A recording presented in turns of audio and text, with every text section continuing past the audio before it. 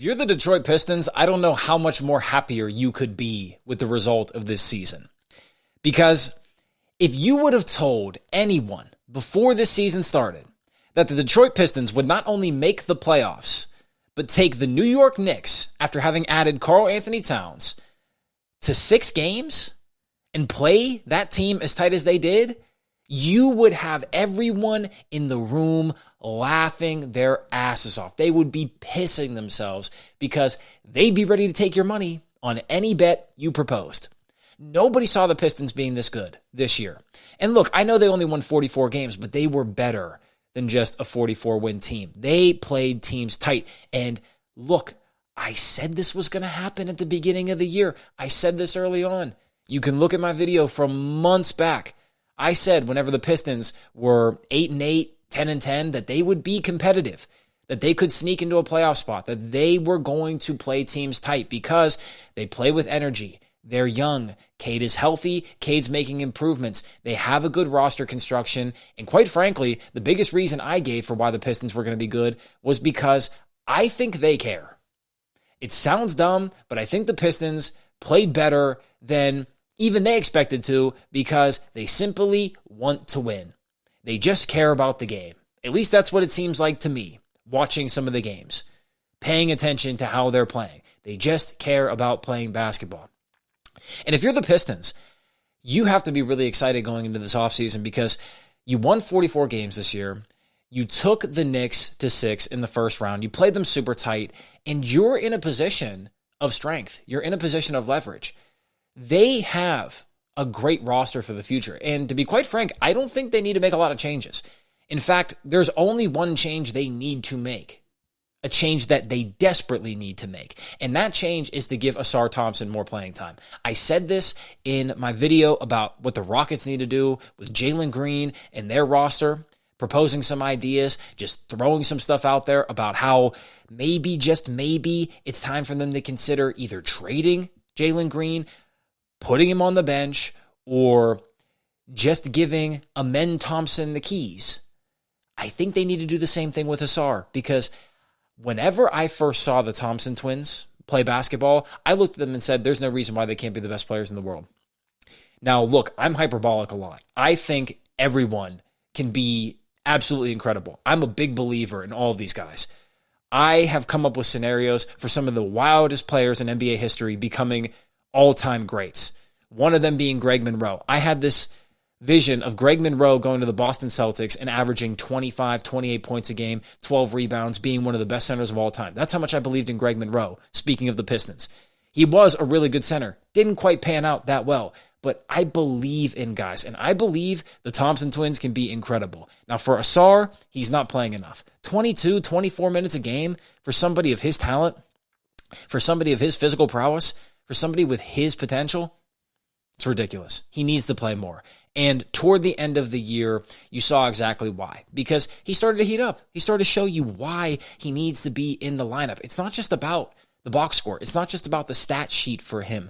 His energy alone is contagious. The way that he goes up and down the floor, the way that he chases down opponents, the way that he's a hound dog on defense, the way that he rips from behind, he pokes from behind, he swats coming down in transition, the way that he plays off-ball and on-ball defense, the way that he just moves around with such energy. He never looks tired. He never looks out of gas. He always keeps coming. He's like that track athlete that is used to running 12, 15, 18, 20 miles per day. Whenever he comes onto the court and he plays with average Joes, he just runs. Except that Ausar Thompson's actually good at basketball. Except that Ausar Thompson actually has a handle. Except that Ausar Thompson has a ton of potential as both a scorer and facilitator. I believe that him and Cade can be the best duo of all fucking time. I'm going to lay that down right now. It's probably a crazy take, but I believe it's true because I think Cade Cunningham can be the best player in the world next year.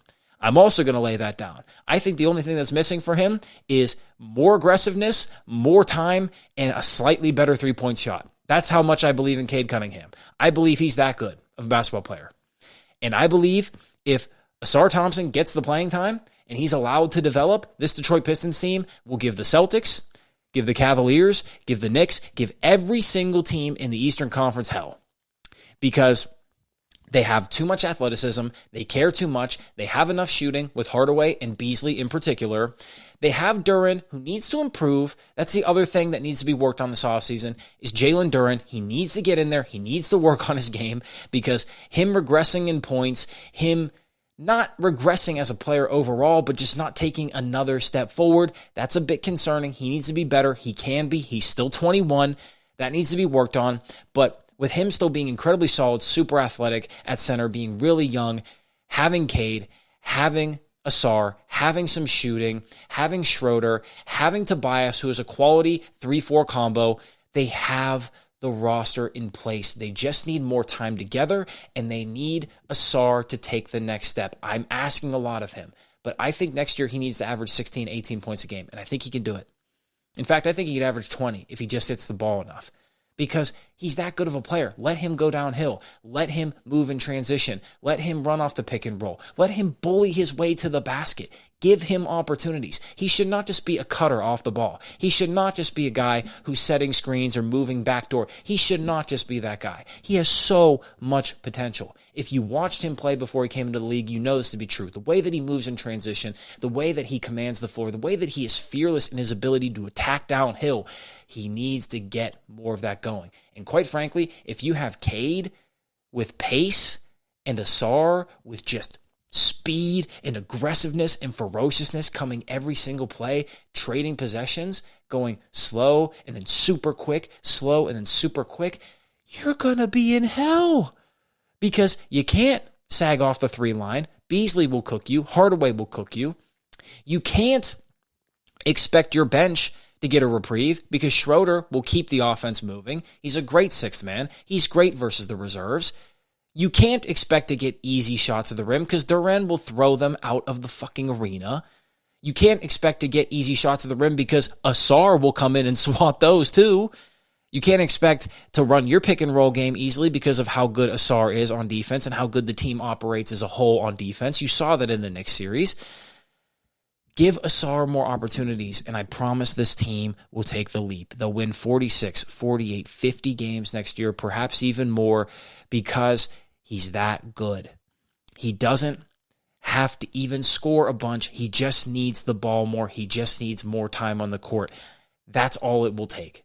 Because in basketball, like in many things, it's not about making all of these changes. It's not about shifting in all of these new players and running all of these new schemes and completely doing all of this new stuff. No, it's about focusing on the one key thing that can accelerate your timeline. And for the Pistons, it's Ausar Thompson. Yes, I'm glazing like crazy. Sue me. Don't actually. Maybe. If you want to, I guess I can't do anything about it. But Ausar Thompson's that guy.